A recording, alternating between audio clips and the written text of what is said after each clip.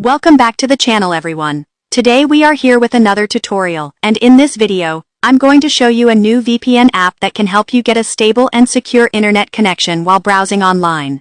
This app can also improve your connection quality, and the good thing is that it's already available on the Google Play Store. Before we begin, if you are new here, make sure to subscribe, like, share, and leave a comment if anything is unclear, so you don't miss any of my upcoming videos. Now let's get started. First, open the Google Play Store. This is where you can easily search and download Android apps. In the search bar, type the name of the VPN, which is called Aura Net VPN. This app is designed to help provide a fast and reliable connection. From the list of results, select the correct one by checking the app name and its icon. Once you find the right app, tap on it. After that, go ahead and install it on your device.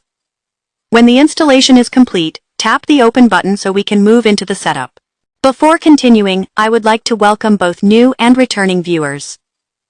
On this channel, we share helpful apps and tutorials that can improve your online experience, so feel free to explore more videos after this one. Now let's open the app. Once you reach the home screen of NetVPN, there are a few simple settings you need to adjust so the app works properly.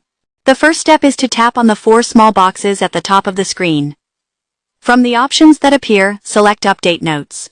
This will refresh the app's resources and help you get the best performance. Next, you need to choose your country network name from the list. Tap the selection box, then in the search bar, type UDP. In this video, we are focusing on UDP because it works well for many users. If your country does not support UDP, you can choose a different network name from the list. But for this tutorial, we will pick the available UDP option. After selecting the network type, the next step is to choose a server. Tap the server box and pick a server that performs well in your region. For this video, I will use the Global UDP Online 2 server, but you can choose any server that works best for you. Once you've selected your network type and server, the final step is to connect.